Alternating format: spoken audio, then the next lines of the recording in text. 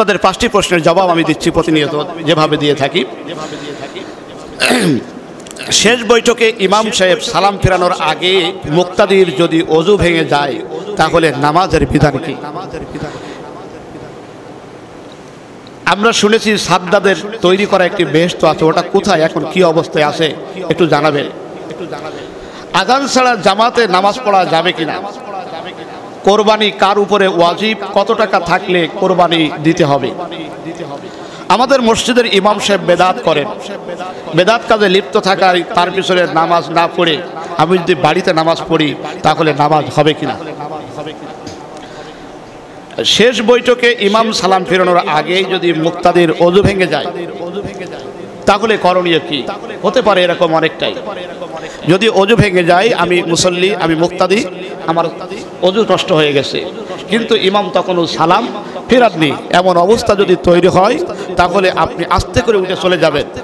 যদি আপনি উঠে চলে যান, ওযু বানায় আসেন, কোনো কথা না বলেন, আপনি এসে বসে সালাম ফেরাইলে আপনার নামাজ হয়ে যাবে। আপনি আস্তে করে উঠে যাবেন, ওযু বানাবেন, কারণ ওযু ছুটে গেলেই নামাজ ছুটে গেল, সঙ্গে সঙ্গে চলে যাবেন, এসে আপনি আবার বসে সালাম দিবেন, আপনার নামাজ হয়ে যাবে। যদি কথা বলে ফেলেন আবার নতুন করে নামাজ পড়তে হবে। সাদ্দাদের বেহেশত কোথায়, এখন কি অবস্থায় আছে? দেখুন, আমার তো জ্ঞান গরিমা অত বেশি নেই, আমি সবচাইতে কম জানা মানুষ। কেমনে কেমনে আল্লাহ তাআলা কবুল করেছেন তাই হয়তো আমি জুমার খুতবা দিতে পারছি, আমার এত জ্ঞান নেই।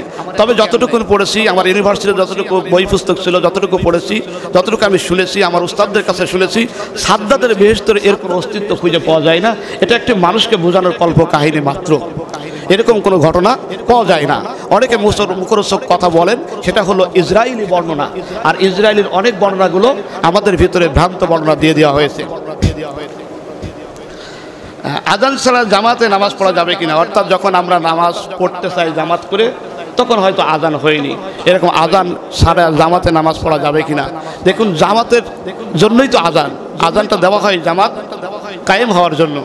তো যদি জামাত যখন কায়েম হচ্ছে না তখন ভিন্ন কথা, কিন্তু আযানটা দেওয়া হচ্ছে জামাতের জন্য, শর্ত আঙ্গাঙ্গিভাবে। সুতরাং যেখানেই জামাতের নামাজ সেখানেই আযান।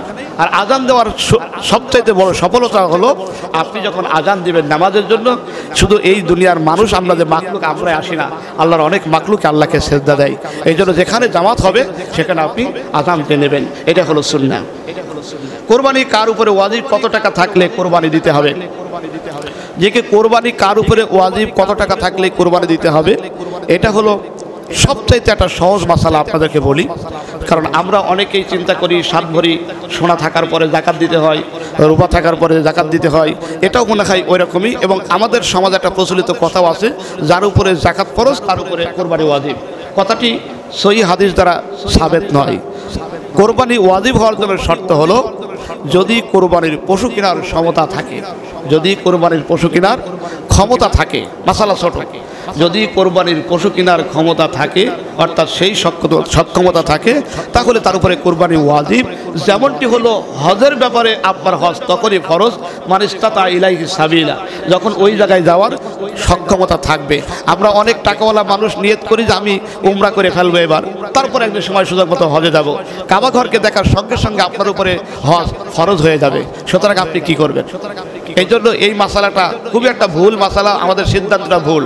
আপনি আর কিছু টাকা খরচ করে আপনি যদি হজে যান, হজে গেলে তো উমরা হয়, কিন্তু আমরা এটা বুঝি না। এই জন্য যেমনটি করে সক্ষমতা থাকলে হজ ফরজ, অনুরূপভাবে কোরবানির পশু কেনার ক্ষমতা হয়ে যাওয়ার সঙ্গে সঙ্গে আপনার উপরে কোরবানি ওয়াজিব হয়ে যাবে। আমাদের মসজিদের ইমাম বেদাত কাজে লিপ্ত আছে, তার পিছনে নামাজ না পড়ে বাড়িতে নামাজ পড়লে নামাজ হবে কিনা? আস্তাগফিরুল্লাহিল আযীম, ইন্না লিল্লাহি ওয়া ইন্না ইলাইহি রাজিউন। আমাদের সমাজের ভিতরে এরকম ধারণা এমনটি হয়ে গেছে যে আমি যেটা বুঝে ফেলেছি আমার বুঝটাই সহি, আর যারা বোঝে তারা তার সহি না। এমন বলতে বলতে আমরা এমনটাও বলি যে আমি যেটা বুঝেছি আমার ওই কথা যদি ইমামের কথার সাথে না মেলে, অর্থাৎ আমি যা বলছি ইমাম তা বলছে না, তাহলে বলে ফেলি যে ইমাম মশলাই জানে না। আমরা বলি ইমাম সাহেব জানে কিছু, জানে না কিছু। আমাদের ধারণা হলো এরকম। সুতরাং কোনটা বেদাত আর কোনটা বেদাত না এটা বোঝার জন্য এটার একটা মাপকাঠিও আছে, সেটা আপনাকে আগে জানতে হবে। ফাসআলু আহলা যিকরি ইন কুনতুম লা তা'লামুন। আপনি ঝমাঝম করে আপনি কারোর কাছ থেকে শোনা কথা আপনি বেদাত মনে করে নেবেন না। অর্থাৎ এই বেদাত নিয়ে বাড়াবাড়ি এবং সারাসারি দুইটাকে পরিহার করা এখন এই উম্মতের জন্য জরুরি ব্যাপার। সুতরাং ইমামের খারাপ, বেদাত করছে, এটা করছে, ওটা করছে, এই মসজিদে গেলে আমার কথা শোনে না, আমি আর এক জায়গায় নামাজ পড়বো না, বাড়ি নামাজ পড়বো, এরকম যত রকমের চিন্তা আছে সব চিন্তাগুলো ভ্রান্ত। আনতাহাবাতা আমালাকুম, আপনার কোনো আমল আল্লাহর কাছে গ্রহণযোগ্য হবে না। কারণ আপনি আসছেন ইক্তেদা করার জন্য, আপনাকে এখানে নামাজ পড়তে হবে, কারণ জামাতটা আপনার জন্য জরুরি, জামাতটা আপনার জন্য জরুরি। ইমাম সাহেব খারাপ যারা নিয়োগ দিয়েছেন ওই পরিচালনা মসজিদের লোক ওনারা বলবেন যে না জানা মানুষ দিয়েছে কেন, বা উনি কেন এই গুনার কাজে, ইমাম সাহেব সুদ খায়, ইমাম সাহেব ঘুষ খায়, সেই ইমামের পিছনে নামাজ পড়ে, তো ওই যারা দিয়েছে তারাই সব আর গুনার ভাগিদার তারাই হবে, আপনি আমি হব না। আপনাকে আমাকে একে নিয়ে আসতে হবে যে ইমামের পিছনে আমি নামাজ পড়ছি, এই বিশ্বাস নিয়ে আসতে হবে। যদি বিশ্বাস না থাকে আপনার নামাজ না থাকে, আর যতক্ষণ আপনার বিশ্বাস আছে এখানেই নামাজ পড়তে হবে, এটাই হবে।